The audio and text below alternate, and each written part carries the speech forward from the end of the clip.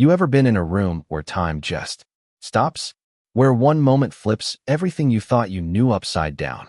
That's what happened in O'Malley's pub on a sweaty August night in a nowhere suburb outside Raleigh, when Riley Carter's shirt got torn clean open, and a tattoo god. That tattoo shut down every heartbeat in the place. Let me take you back 9 months, to when Riley first walked into O'Malley's.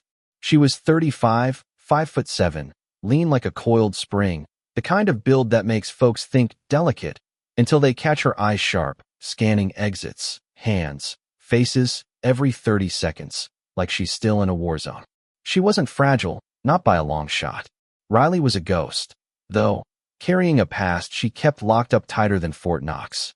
She'd been a Green Beret, one of the first women to make it through selection, and the scars on her soul were as real as the ones she hid under her long sleeves. O'Malley's wasn't much just a dive bar with creaky stools, a sticky floor, and a jukebox stuck on Springsteen and Lynyrd Skynyrd. But to Riley, the tiny apartment upstairs was her bunker, her hideout from a world that didn't know what to do with a warrior who'd come home broken. She'd wake up at 3:42 a.m. every night, heart pounding, the ghost of her M4 carbine heavy in her hands, the smell of diesel and blood so real she'd gag.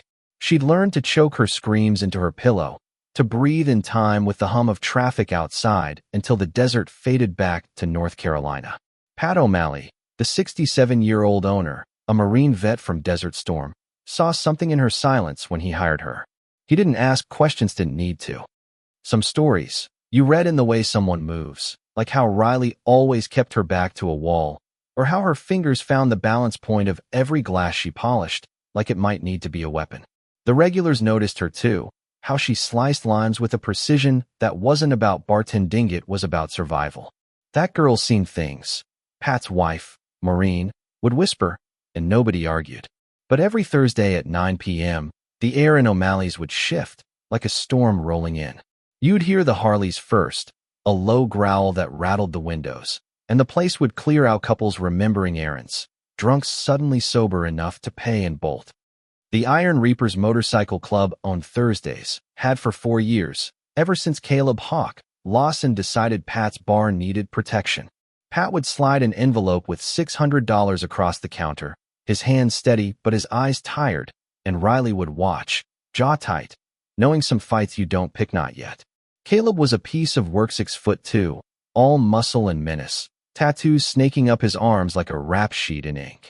He'd swagger in with his crew, guys like Jimmy Knuckles Ruiz, who'd done time for assault and bragged about it. They'd knock over drinks, grind cigarette butts into the floor, and laugh when Pat flinched. Riley saw it all, especially the night Caleb dragged a bodega owner, Mr. Kim, into the alley for coming up $50 short. She was hauling trash when she heard the thuds, Kim's gasps, the Reaper's laughter. Her body screamed to step and every muscle trained to act, but she froze, remembering why she couldn't afford to be seen. The guilt ate her alive, another wound to stitch up in silence. That night in August, though, something felt off, like the air was charged, like gunpowder waiting for a spark. Pat was counting out the usual $600, but Caleb leaned in, smirking. "Times are tough, old man. We're upping it to $1,000. Pat's voice cracked. "Caleb, I can't." Him barely keeping the lights on. Caleb's hand shot out, smacking Pat's cheek so hard his head snapped back, blood trickling from his lip. The bar went quiet, but Riley stepped forward, slow, deliberate, grabbing a rag to wipe up a spilled beer Caleb had accidentally tipped over. "Clean it up, sweetheart," he sneered, his eyes locking onto her like she was prey. "What's your name, anyway?" Riley didn't answer, just kept wiping, her silence louder than words. Caleb's boot pressed down on her hand, hard enough to bruise. "I said, what's your name?" Pat tried to cut in, voice shaking. "Her name's Riley, Caleb. She's just the help. Leave her be." But Caleb wasn't done. "Riley, huh? Cute name for a..." He stopped short of the slur, but it hung there, ugly and heavy. Riley stood, slow, meeting his eyes with a calm that made Knuckles shift on his feet. "You got something to say?"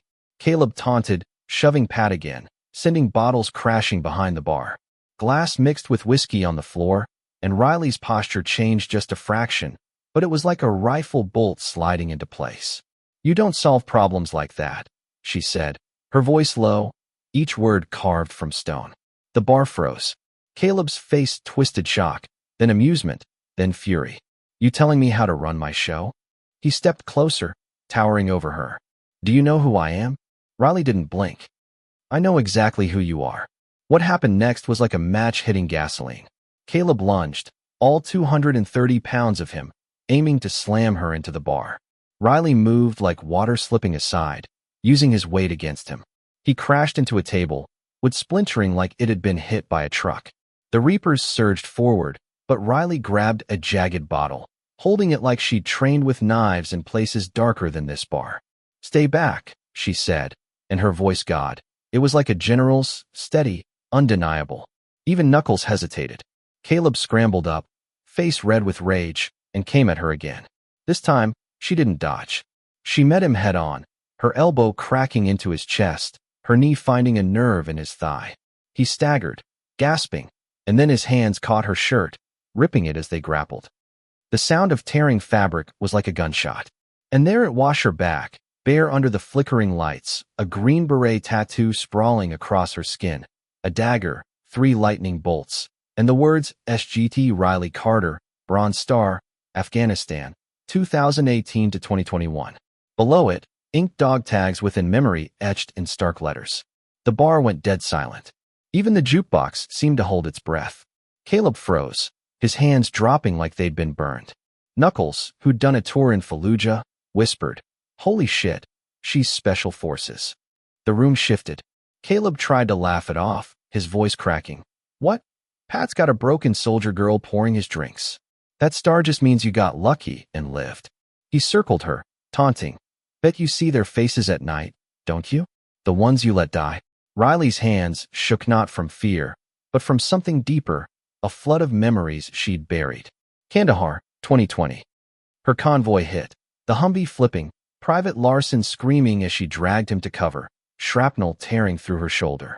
She'd made choices that night, who to save, who to leave, and those ghosts never left her. Caleb saw her tremor and grinned, thinking he'd won. There's the crazy, he mocked. What's it gonna be, hero? You gonna cry? But Riley wasn't breaking. Her shaking stopped, and her voice cut through the air like a blade. You know nothing about sacrifice, Caleb. Nothing about carrying lives in your hands, about choosing who breathes and who doesn't. This tattoo? It's proof I've walked through hell and come out standing. You're just a bully who's never faced a real fight. The crowd stirred. Pat pulled himself up, blood on his chin but fire in his eyes. That's enough, Caleb, he growled. An old guy in the corner, a Gulf War vet named Tom, stood up. You're talking to a damn hero, you punk. A woman piped up. She fought for us while you were shaking down corner stores. Even Knuckles looked uneasy, his loyalty to Caleb cracking. But Caleb's pride was a cornered animal. He pulled a knife 6 inches of serrated steel and lunged for Riley's throat. She was faster. Her forearm deflected the blade, her other hand twisting his wrist until the knife hit the floor. In one fluid move, she flipped him over her hip, slamming him down so hard the room shook. She pinned him, knee on his spine, not choking, just controlling. I don't want to hurt you, she said, calm as death. But I will protect the people I care about. That's what soldiers do. The bar erupted not in chaos, but in defiance. Tom stood, then a young woman whose cousin was in the Navy, then half the room. This is our place, Pat roared, and Riley's one of us. The Reapers hesitated, outnumbered, their usual swagger useless against a room that had found its spine. Knuckles kicked Caleb's knife away. Stay down, man, he said. You're done. Cops rolled in minutes later, led by Detective Lisa Tran, who'd been chasing the Reapers for years. He pulled a knife on her, Pat said, and 30 voices backed him up. Knuckles, of all people, stepped forward. I'm done with this, Lisa. I'll give you everything: drug deals, extortion, the ledgers. Caleb's empire crumbled right there, on the sticky floor of O'Malley's pub.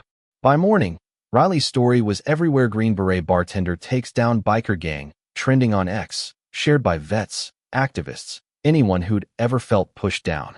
News vans parked outside, but Riley didn't hide. She stood in a tank top, tattoo proud, and told the cameras, I spent 9 months hiding who I was, thinking my scars made me weak. But strength isn't hiding, it's standing up, even when you're shaking. 3 months later, Caleb was in prison, the Reapers scattered. O'Malley's wasn't just a bar, Anna Maria, it was a haven. Riley and Pat, now partners, turned it into a hub for vets with PTSD, hosting support groups, job fairs, a wall of honor for local heroes. Riley led weekly meetings, sharing her story to help others face their ghosts. A young vet, Aisha Khan, showed up one night, fresh from Syria, eyes haunted like Riley's used to be. "I saw you online," Aisha whispered. "I drove 3 hours to find you." Riley sat her down, warrior to warrior. "These scars," she said, showing her arm.